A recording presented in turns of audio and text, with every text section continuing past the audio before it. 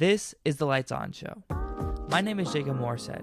I'm an honor student at Boise State University, and this is my podcast centered around turning the lights on. I go and talk to day-to-day professionals to learn how they've mastered their craft.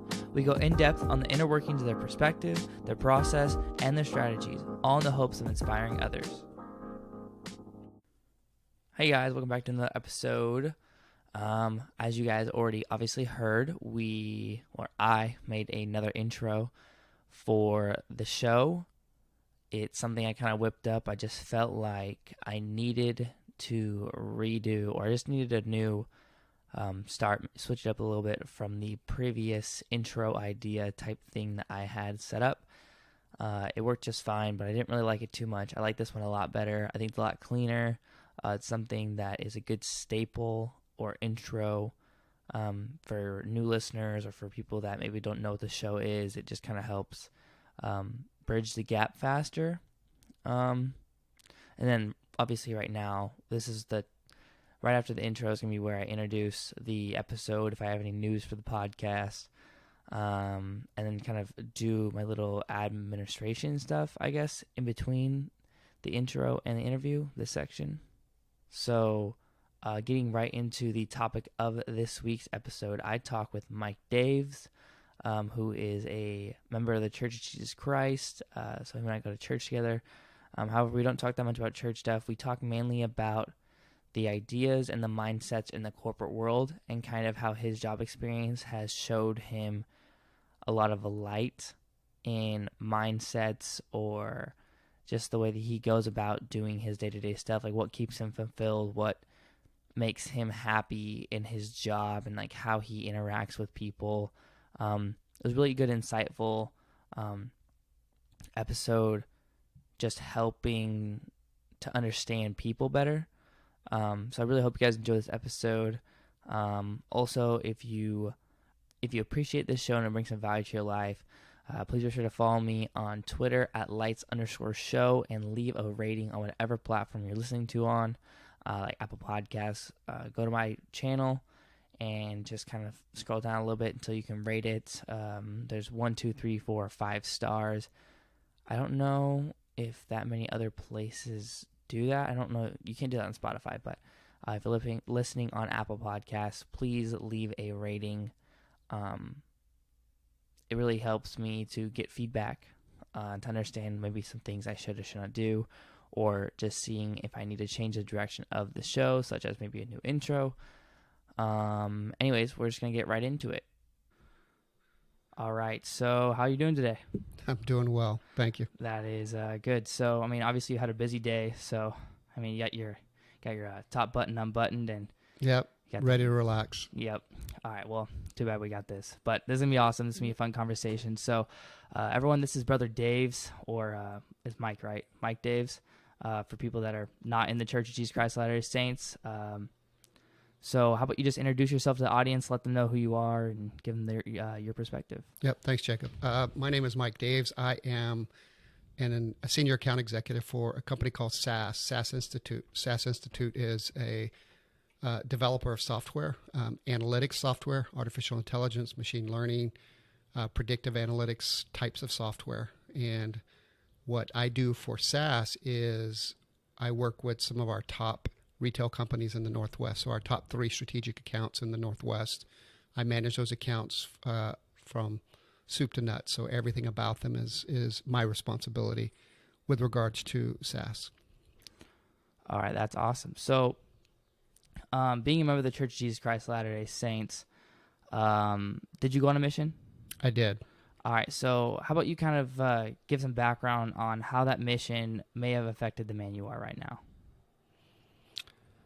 Yeah, that's a good question. I have a lot of my career is based on some of the principles and capabilities, self-awareness that I developed while I was on my mission. So specifically, there's a component of risk and fear that you overcome by going to a third world country like Ecuador, where I did, and knocking on doors, walking the streets in a foreign country, foreign language, foreign people, completely different culture, and learning how to adjust and adapt in that environment gave me the confidence to go into sales, to call CEOs of companies and, executives of large companies. It helped me have the confidence to know that I could do that. So it's almost like you became comfortable with the uncomfortable. That's correct. So it is. Because that's really interesting. I feel like a lot of, at least of youth, or at least I know I had this problem starting last year, is we almost feel like we're not good enough, or we feel like, they don't really want to talk to me, or we're just scared to do something, right? Like, for example, this podcast, I was pretty scared to first initially do it, but I mean, my little experience of just, grinding at it, getting started, was just able to almost kickstart me and just give me that confidence to do this, which is almost like your sales. Self-esteem is a big part of what you learn on and being on a mission. That certainly is the case. Plus the risk aspect of it, which is, most of us don't have the confidence to get out and stretch and take chances and get out in front of ourselves. Where it's easy to be comfortable. It's easy to kind of follow what is the path of least resistance, and spending time in Ecuador certainly wasn't comfortable, and it wasn't the path of least resistance. Yeah, so I think it's an interesting point, though, because obviously the Church of Jesus Christ only has like a couple million believers, or a couple million members. So maybe to people that aren't members, what do you suggest for them to do that they could become comfortable with the uncomfortable? What are some things that maybe you have done besides a mission that have helped you to gain a self-esteem or see that confidence in yourself? I think the things that you described just a minute ago about starting your own podcast is the exact thing that you need to do, which is first and foremost, take that first step. Understand what that step is and take it. Having started multiple companies, having done things like built out multiple websites, and helped create all kinds of things for friends and help them build their companies. You learn quickly that the first step is the hardest, and it's also the one that is the most telling about who you are and how you can be successful in that situation. It's almost like the first step. It shows, like you said, it almost like defines you. Mm-hmm. It shows to others what type of person you are on. I would honestly say kind of like two different levels, right? You have like, if you take the first step, that's like the first step in taking the first step, but then how you deal with it too. You also have like the way that you go about taking the first step. Like if you go about the first step of trying to reunite with your family, I'm just giving an example, and you do it in a really bad way, you have a really poor attitude. I mean, yes, you're trying, but it's a poor attitude compared to someone that's doing it with a really good attitude. It's like the way you go about doing that first step also, I would feel like, shows what kind of person you are. Just kind of Yeah, absolutely. There's a common phrase where opportunity and preparation meet. You still have to do your preparation. You still have to do your research. You still have to be prepared for that moment, and continue to create opportunities for yourself. And then it really starts to evolve or grow when you find that great opportunity, that blend of that skill that you have and that what the need is for that particular organization or situation. Absolutely. So obviously, after talking about the mission, I want to talk about your schooling. What type of first step did you take in your schooling? What was your mindset when you first got into school? Like, did you want to go into sales, or just kind of give me a rundown on that. Yeah, interesting. I started out wanting to be an engineer, an electrical engineer. Look at that.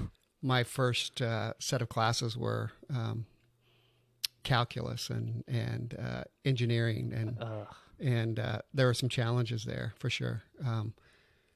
Quickly and realized that I had a knack for communication, for engaging with people, and that wasn't necessarily the way that most of my engineering colleagues or schoolmates were.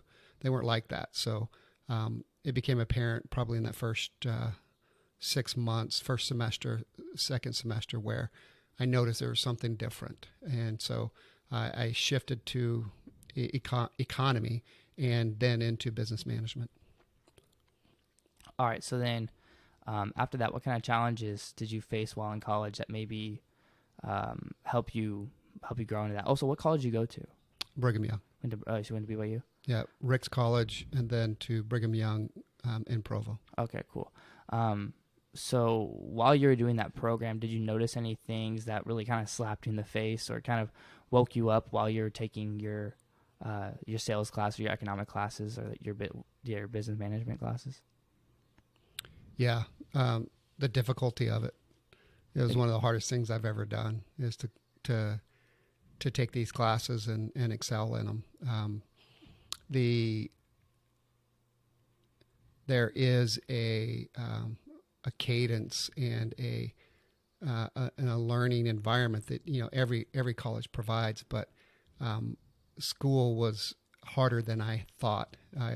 It was pretty easy for me in high school. Yeah, and getting to college was completely different. It was a level of investment that I wasn't anticipating. So it required me to kind of hunker down every semester and learn and teach and teach myself how to learn new ways of studying to kind of keep up and do well there. So are you saying that it was more like the environment of college is more difficult? Or you're saying like the literal classes that you were taking were very hard? Yeah, I'm specifically talking about the classes that I took were pretty hard. The environment is not conducive at all for study. I mean, you've got places to go every single day, every single night. You've got lots and lots of activities. It's easy to get lost in sports or exercise or work or any and everything social aspect of college. Especially at a huge D1 school like BYU. Yeah. Yeah, it was every single day there was something you could be doing that isn't schoolwork. Yeah, absolutely. So kind of you talked about bunkering down and really getting into your studies. Specifically, what were you doing in order to break in your study habits? Like, did you have a schedule? Did you have programs that you would put in place for yourself in order to keep yourself on track? Kind of give me the breakdown on that. Yeah, I'd learned pretty quickly that I didn't have the discipline to kind of fend off all the questions and, hey, let's go do something. Yeah, social or go play sports. Let's go play hoops or whatever the case is. And so I would stay at the library. I would stay at the school and do my studies there. And when I'd get back to the apartment, that's when I could, relax and go hang out. So it's almost like what you're saying is you set up a study room. Like you set up a safe zone, which was the library, for you to bunker down, get it done. And that was almost like a mental switch for you. Like, okay, I'm here. That's it. And then you went back to the apartment or you do something else, and that's your release. That's almost correct. Yep. I notice a lot of that in me right now because I'm taking, school year's almost over, but classes such as AP Chemistry or AP Gov or Pre-Calc, they take a lot of your time. Mm-hmm. And I noticed myself doing the same, really bunkering down. Like I wouldn't turn on, basically, but mine was like turning on my computer. Instead of doing homework on my computer, I'd only do it on my iPad because my computer means that I can play games. So it's like I would move all my gaming stuff off my desk and bunker down, get it done. And then as soon as I was done, I could put everything back, and I was in the clear. There are quite a few more distractions nowadays. But when I was in school, it was, it was different. We didn't have the access to the internet and a lot of the devices that you have now, which is certainly extremely distracting. It's distracting for me right now. Yeah, I found myself deleting all my social media sites except for this podcast one, and even then I have my notifications for Twitter turned off. But everything else I've had to get rid of, and I have my iPad and my phone on a constant state of do not disturb. Yep. So that's just good. Something I've had to do. You've taken some good steps there. I've seen, if you look at the world today, where messages are prevalent, where if you can, in a normal day, I'll get 150 to 200 emails That's crazy. A crazy amount of notices from social media, from all of the things that I've subscribed to. And having to shut that down, focus is one of the key disciplines that I learned in college. It's, learning how to prioritize, learning to make sure that you get the right thing done each day. Because we can all stay busy with, trivial types. Yeah, like emails activities. and replying to, like a lot of people in the corporate industry, 9 to 5, kind of basic knowledge worker type people, they really get caught up in this, I'm being productive, and all they're doing is answering emails. Mm-hmm. And there's a book called Deep Work by Cal Newport. I've suggested this on the podcast multiple times, but for those who haven't listened to it, it's a type of book that talks exactly about that. It goes in depth in what a good email is, what a bad email is, how to differentiate between them, how to create good emails, how to be ultra efficient and get in this deep work kind of psychological focus. So I'd actually, if you end up, you said you like audiobooks. If you end up getting the ability to listen to deep work, I highly recommend it. It's a good recommendation. I'll listen to that. Cal Newport is this crazy computer scientist who I think he works for like Georgetown University, somewhere on the East Coast.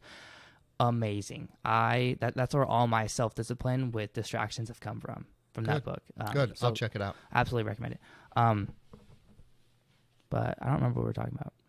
So after the university, there you go. Yep. So I started my career in hotel management. Ugh. Yeah. How'd that work out for you? I realized pretty quickly that there's no way to have a family and a normal life in hotel management. Yeah. Isn't it just crazy all the time? Yeah. 24/7, 7 days a week. Yeah. That's not good. It was tough. And so I decided that I was going to change my career, but had no idea what I was going to go into. And so I went to the library of the University of North Carolina at Charlotte and read a Forbes magazine article about what are the best jobs for the 90s. That's crazy. So this was January of 1993. And number 7 on the list was software sales. Yep, there you go. That was one of the highest growth areas for the 90s. And so I went in that day, quit my job. That day. Went and bought a computer programming book, and started teaching myself how to write code. That's awesome. I then enrolled at BYU for their computer programming degree and started taking classes. I moved to Utah from North Carolina, started taking classes that summer. That's awesome. And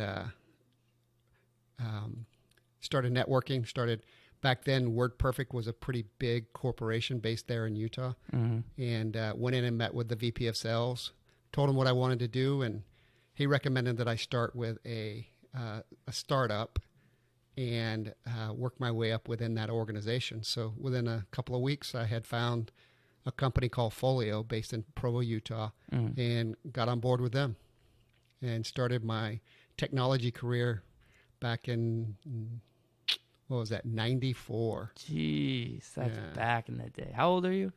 54. Oh, that's crazy. Oh, you're almost eligible for ARP. Thanks for that reminder. $2 what are they? It's like $2 Grand Slam at Denny's. There you go. That's cash. Yeah, that's embarrassing. But the truth. Yeah. Hey, but you're looking great for 54. Yep. Thank you. The gray hairs compliment. Yeah. There you go. Because you have a kind of a tanner complexion, so the gray hair like almost makes it pop more. Yeah. You know? Yeah. Well. Good. It's okay. AARP. There we go. Yeah. I only mentioned that because in our AP Gov class we talked a lot about interest groups and we talked about the power of ARP, and my AP Gov teacher is 55, and he was like, I'm part of ARB, I get $2 Denny's. And we're just like, oh, Darby, please shut up. I need to look into Denny's. I didn't realize that you got discounts like that. It's crazy. $2 for a Grand Slam. I think it's like normally $8. Yeah, I can do that. Yeah. Okay. So I guess back onto the main train of this, but describe like your kind of job schedule. Like not like, but like what are your technical office hours? Like you travel a lot, obviously, but you still kind of are in that corporate industry with like a common stigma of like, oh, the corporate ladder, the 9 to 5 job, or just the knowledge worker type job. And a knowledge worker type job, I mean, like you aren't physically creating something, so it's all more knowledge based. Like you're being paid for your brain, really specifically, like exactly what you do, like sales or finances or even like HR. That's a knowledge type worker. So, being that you're part of that, and since there's a huge stigma out that like those knowledge worker jobs, they're boring, lackluster, they cause unneeded stress. A lot of people tend to become obese while working them. They get depression. Their family life struggles. How do you manage to stay so healthy, or at least so visibly healthy from an outsider's perspective like myself? And so like examples could be there's like quite a bit packed into that comment and question. So first of all, as a knowledge worker, I get that.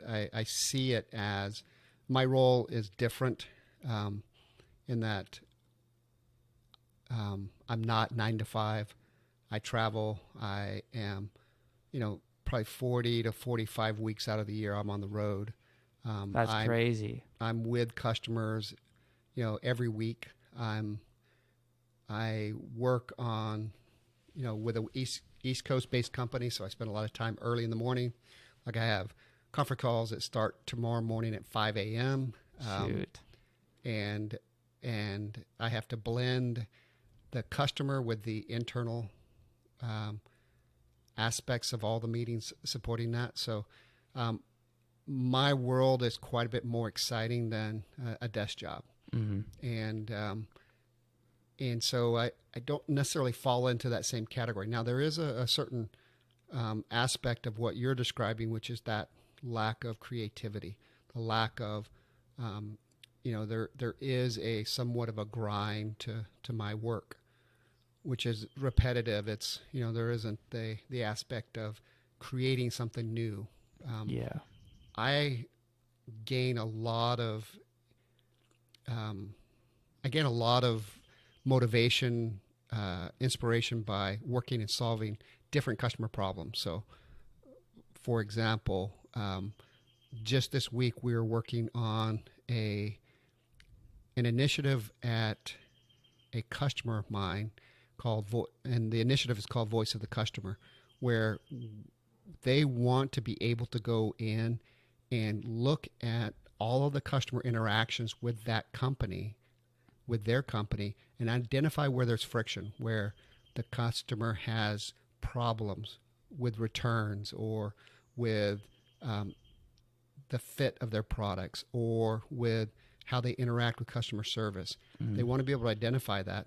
And this is all like software based, right? Like this is all software based. Yeah. So what we've proposed is artificial intelligence to be able to identify where in that customer journey a customer has friction, a customer has problems, and how this company can improve that experience so that it's flawless, seamless, very and meets the customer expectation. So that's just this week. Mm-hmm. I see those same things every single week. For example, solving risk challenges for a bank for one of my customers, or solving fraud. Every time somebody uses that company's credit card, they have to determine whether that's a fraudulent transaction or not. Yeah. So my world is really across many different industries, different technologies, and solving all these different types of problems for these large companies. And so it's quite a bit exciting, quite a bit more than 9 to 5, repetitive, doing the same thing over and over. That's a little bit different in my world. Well, and I would also kind of mention that maybe that's kind of like the way your brain works too. Maybe you're also the type of person where you don't allow a physical thing to mean that you're being productive. Like you do, and I see this in myself a little bit, but like you do take that, you solving the problem as your creative work. Like you make it creative. Exactly. And so it's kind of a mental state that you've given yourself to pull excitement and joy from that. Yeah, and I think so. There's an aspect of what I do. I get a lot of satisfaction and motivation from solving customer problems. Yeah. But that's just me personally. Yeah, absolutely. Yeah. That's how I'm made up. For example, I believe it was last week, I had no customer facing meetings, and I was ready to. It was difficult for me last week. It was a rough week. It was a rough week, but this week having probably 4 or 5 different customer meetings changes everything. Now I'm excited. Now you're pumped. You're getting ready. Pumped. I'm ready to go. Yeah. So you're right. That's exactly right. My motivation is focused around customers and engagement and solving customer problems. That's really awesome. And I think this may go without saying, but like if you sense someone, or if someone senses that they feel like they're almost in an endless trap of like they can't find joy, or they can't find the good of the stuff they're creating, because everyone likes to feel appreciated. Like even if you hate your job, you still like to know, hey, I'm making this person money, or hey, I'm doing this. Like if you're working at a pizza place, like I made that pizza right there, I'm helping the team. Sure. Right? Like, people like to feel like they're doing good. Pride and ownership. Like a pride and ownership. So if someone isn't feeling that in a 9-to-5 job, what do you think they can do to maybe change that? Both it could be literal physically, or it could be mentally. Just kind of what's your first initial thought on that? My first thought is that the mental approach to your job should be spot on. Like just switch your attitude. Like just try to focus on switching your attitude around. More than that, you are a contributor. You are delivering some value to the company. Yeah. Understand what that is. Make sure that you're focused on that. And if you're not interested in that aspect of do what your you life, did in the 90s. Yeah, switch it up. Yep. I would always recommend trying to find something internally within that organization first before looking outside. Mm-hmm. It's easy to look outside and find jobs that appear better, that seem like they have more to offer. And the reality is every company has pros and cons, good and bad ways of dealing with things. And so you may give up a set of problems for a new set of problems. Yeah. And so always try to figure out how to be successful within the organization that you are in and be happy. Yeah. Get that fulfillment that you're looking for. And you mentioned how every company deals with their own thing separately, and you switch one set of problems to another set of problems.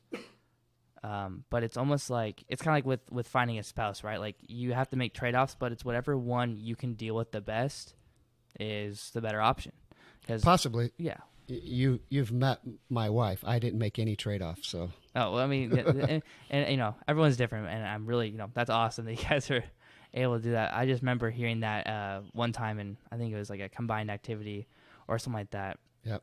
It's like, but yeah, the same thing with like the companies though is, you have to be able to, I guess, agree to disagree better with the problem that you may not like. Yeah, so agreed. That's a good point. One of the lessons that I've learned over the last 5 years is being able to take recommendations. Criticism is sometimes referred to as criticism, and that had always been hard for me because of the preparation, the amount of energy, the amount of thought that I've put into all the decisions that I do about my customers. And for someone to come along and say that I should do things different always came across as, as if it came across as I came across and somewhat defended my position. Yeah. Here's why I did that. Where I read an article in one of these trying to always improve. I read an article that if someone's going to take the time to provide feedback and recommendation, they're investing in your success. They're taking and looking at ways that they think that you can be improved.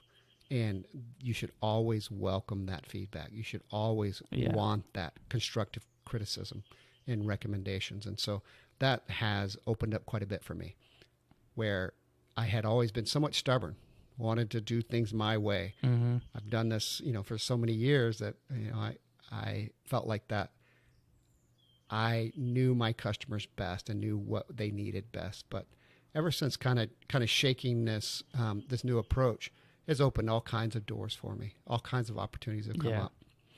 And I do recognize the value that other people or the ideas that other people bring to the table that that maybe before I wasn't quite as open to. So I'd like to kind of hit on that point more specifically about the criticism, because there's a lot of criticism out there, right? We have good and bad criticism. You mentioned how it's important to be able to take the criticism and acknowledge it, but there's good and bad criticism. So, like if someone just tells you suck, that's not, I would say that's more of a criticism that you should ignore versus like what's the difference between an invested criticism and a non-invested criticism that you shouldn't listen to? Like, kind of give your thoughts on the criticism that we should take and that we should embrace and value versus like me telling you suck. Yeah, any character assaults should not be, what you're describing as a character assault versus some type of constructive criticism. But it's not as simple as that.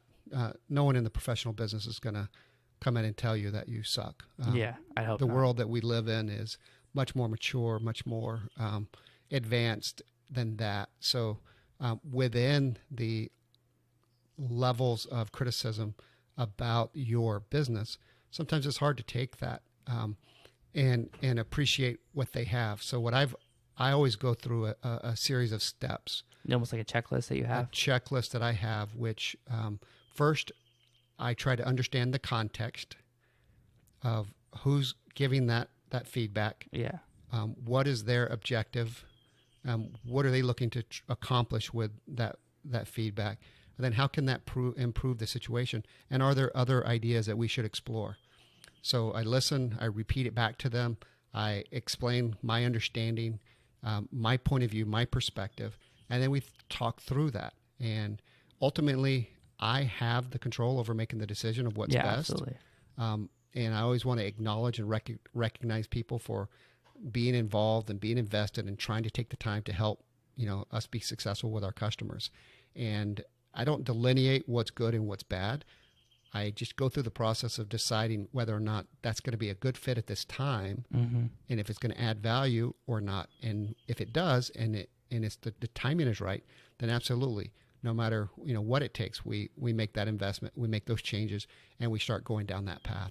I really love that, because being someone who is creating something, right? Like I'm creating this podcast, I'm going to be creating code in the future. I'm going to have to accept a lot of criticism. So I'm actually going to personally, I think that's really awesome, your little checklist that you have. Sure. Absolutely. So maybe would you say that you are the type of person that also will give criticism? So you can receive criticism, but are you the type of person that is also going to give criticism? Because I have a follow-up question after that. Yeah, criticism has a negative connotation, whereas I prefer perspectives. Yeah. I have a different view, different perspective. Coaching, considering different paths, different avenues. Really, I try hard not to criticize. I'm always trying to find other ways, different ways, and then working together to decide whether or not it makes sense in the situation. Yeah. So to answer your question is absolutely. Every single day, every conversation, there's feedback. There's different points of view that I provide. There's maybe different perspectives, different ideas to be considered. And and that can sometimes come across as criticism. Yeah. But more than anything, it's constructive feedback. It's exploring what is a better path and what is the best path. So then to follow up on that is, how do you deal with someone who's not willing to at least listen to what you have to say? So you 5 years ago, how you said you would get defensive, or your mental state was just more defensive. How do you deal with someone if you're trying to input your perspective that's acting like that? Or not how do you deal with it, but how do you work around it? How do you still try to give the problem or the customer the best that you have to offer, or the best outcome, even though the partner you may be working with is stubborn? Yeah. That's a good question. I don't know that I have the best answer. I run across that all the time, on a weekly basis, run into, and it's, stubborn also has negative connotation, but people who have had experiences that would indicate, that would contradict what I'm recommending, or their life, their skill sets don't complement what ideas I'm bringing to the table. So it isn't, very few people are stubborn. Very few people are just going to resist and say no. However, almost everybody has a very strong opinion about their business. They spent their life's work determining or coming to the conclusions that they have. So it isn't a matter of someone being stubborn. It's a matter of that they don't see the same way that you do. So what I like to do is take a different approach, recognizing them for their ideas, their approaches, their experience, talk through where they've seen that type of an approach fail or succeed, and then come back with maybe a different idea. By no means are we in a position to mandate or dictate. We have to be in the world of persuasion, of engagement and exploration, different points of view.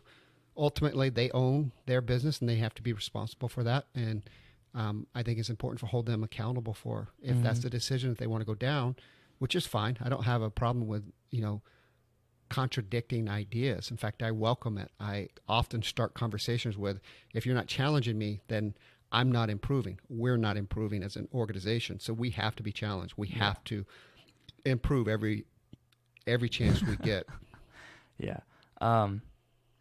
For sure.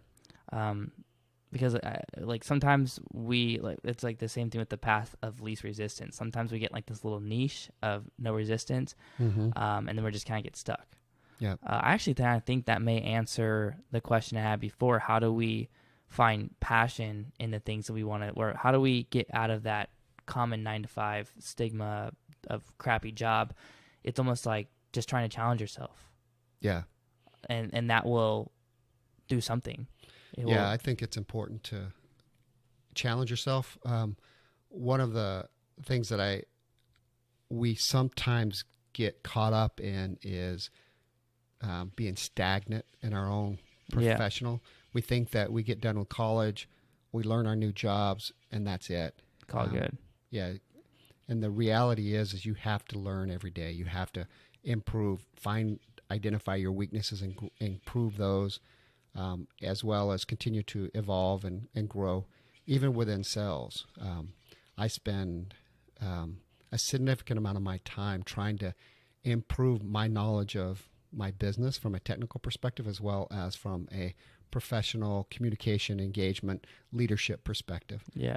And that is, that's not easy. No, it's a lot of work. It's constant. You're meeting with new customers every week. You're talking with different people from different states all the time. Like, you're always having to constantly adapt, readapt, and then react all the time. That's it. Exactly. And I'm an old dog teaching me new tricks. That's not easy. So. Yeah, sometimes it gets a little tough. You get a little burnout.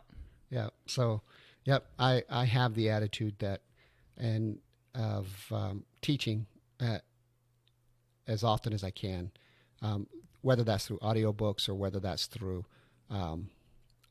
company podcasts, whether that's learning a new technology. Yeah. All of those types of things, I'm constantly pushing myself to grasp new concepts, understand new ways of thinking, I'm reading a book called Thinking Fast and Slow.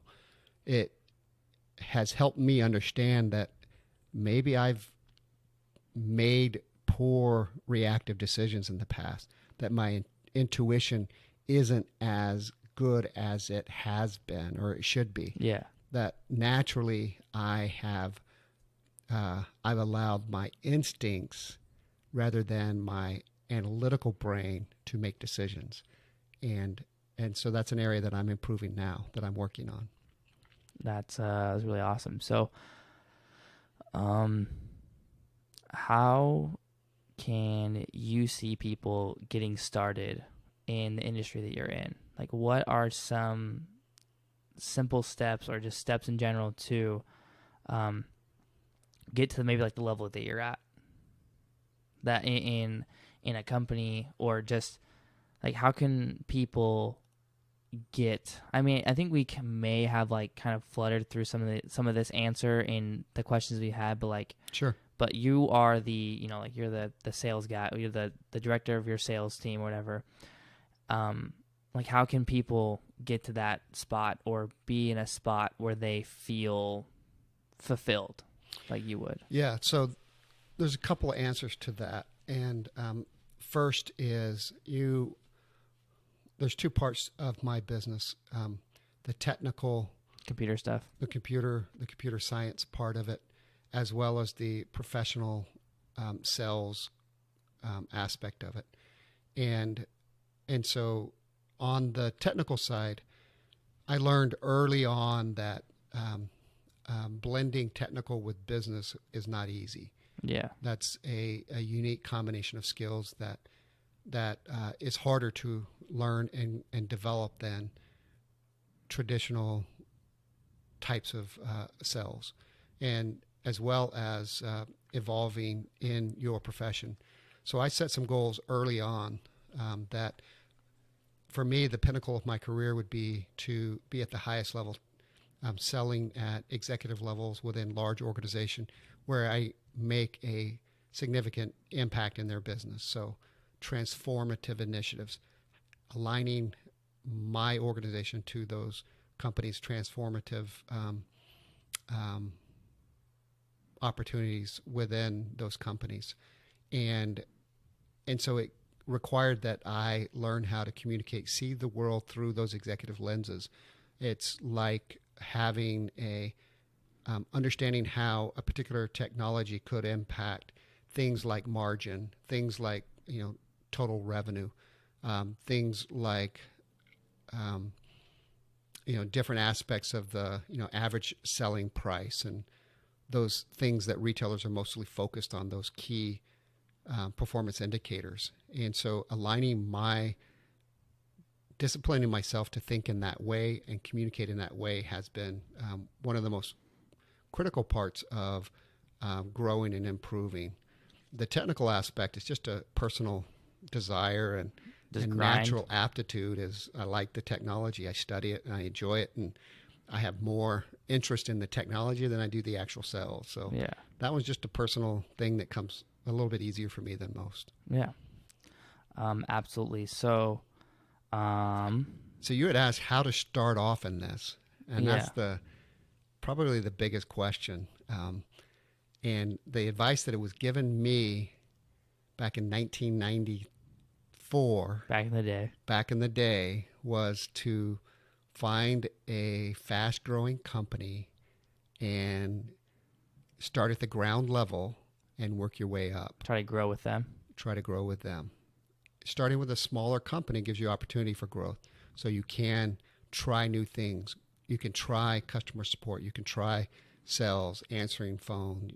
You can try the technical aspect of it. You can try being a developer. You can try all of the different aspects in a smaller company that you typically wouldn't get in a larger software company. It's like it's less structured, because like a company that you work for now, you get a job, you work there. That's it. Because they're so already cut, clean, finished. Like they know what they're doing. They know how to do it. That's it, done.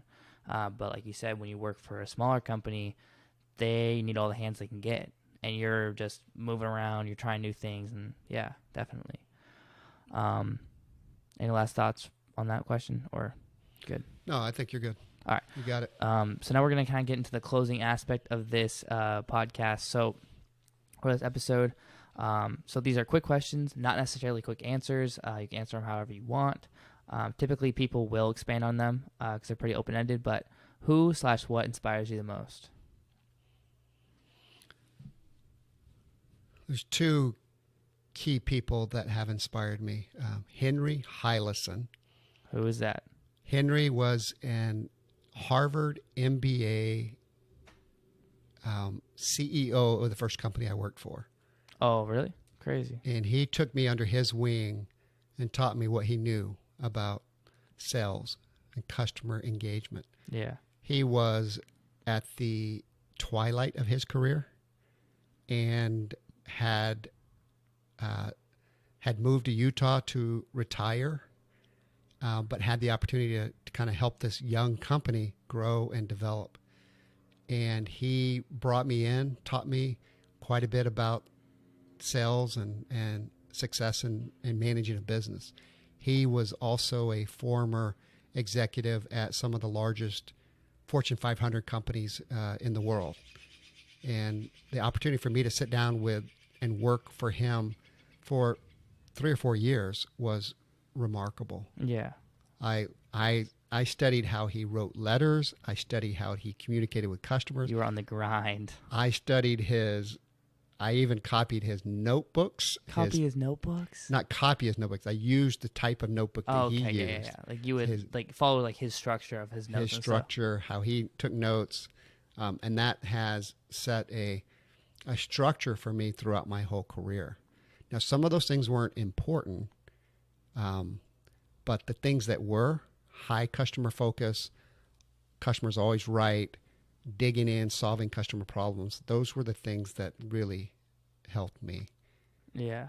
Real quick though, like what do you mean by customer focus? Like just being focused on the customer and like that whole idea, like the customer is right. It's like, is it like a literal definition or does it have like a slightly under the table kind of meaning? Yeah, there's a good distinction there. That's correct. In general, if you work for a company, your job is to represent that company. Yeah. And that company's your responsibility is to protect that company, do the best for that company, and to maximize the gain or benefit for the company you work for. Henry's perspective was that you needed to focus on the customer, that the customer's perspective, the customer's needs, the customer's success was forefront. And as a result of that, your company would be successful. Oh, okay. So a slightly different perspective of, yes, make the customer happy, do what's right for them, but also it's almost like doing that will allow the company to grow, right, or it will represent the company in that mature way that you. A rising tide lifts all boats. Yeah, it's that approach. Okay, cool. I just wanted to double check on that. And then you said you had another person. My dad. Your dad. My dad was a risk taker. My dad did things that were incredible. He'd go in and meet with chiefs of state for large companies, for chief of states for countries, like in Africa, and set up mining deals with these companies. So he was a huge risk taker that taught me to kind of be bold, taught me to try take what you new want. things. Yeah, absolutely. That's really awesome. So he would just like go out, but what's up, dude? My name's James. Yeah, you're like, my name's James. What's poppin'? And he just no fear. No fear. That's awesome. He'd get translators on the phone. He'd make it happen. He'd call presidents. I mean, he'd call, CEOs. He had no fear at all. Yeah, and living around that and having that as a teacher, I can see that being huge. Yeah, it was helpful. I can definitely see that, or at least just from the stories I've heard, you see that boldness, and even the career you're doing right now where you're just making it happen. You're talking to these customers, you're flying out, you're doing these conference calls, like you're just doing it. You're getting it done. Every day. Every day. That's really awesome. So This is the second one. So, what's one short-term thing that you would invite the people listening to do before they go to bed tonight? So, like, it could be like a short-term, kind of like a 1 day, couple hour thing, or just like a small thing, small commitment that you would invite them to do. Yeah, that's a interesting question. I would recommend meditation. Mm-hmm. Taking half an hour a day to clear your schedule, clear your mind, to eliminate messages, social media, screens, Yeah. everything that goes on around us, and then ground yourself in who you are. Really understand and take that time to refocus and to become that person that you are. Yeah, and that's so important because like we are who we are, and like we need to know that. Like I feel like before we do anything, we have to know who we are, what we can do, before we go try to be someone else, or before we try to go put ourselves out there. It's like you're right. It's so easy to get wrapped up in get lost. different things and lose your identity or become someone that isn't who you intended to be. Yeah, that maybe you're not proud of. So I would say like, that meditation every day can help you stay grounded so you don't get lost. I would call it more like a rat race of the exactly corporate right. world. That happens a lot. It is a bit of a grind. Next one. What is one long-term thing you would invite them to do? So maybe it's a book, maybe it's like a week-long challenge, something that's a little bit more, you need to invest a little bit more to do. Well, the thing that has been the most helpful for me is stop listening to radio, TV, and listening to audiobooks or books and they're not necessarily self-help books, but to help expand your perspective almost. Help expand my perspective, learn about things like new technologies, learn about new ways of doing business, learn about new industries and new capabilities and, any and everything around like geology. It's far off and as different that is from my career. Yeah. It helps me think differently about solving problems.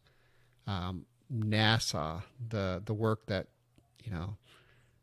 all the different Elon Musk is doing. That was one of the most inspirational books I've read was his biography. Oh, for real? Yeah. Fascinating. That's awesome.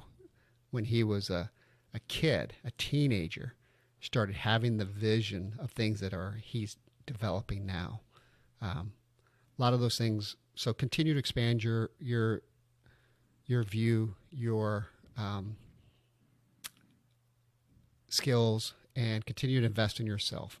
My recommendation, something I've always taught my kids and people around me, is that you always need to invest in yourself, whether that's new classes, new books, or new techniques, new technologies. Always invest in yourself, and opportunities will come to you.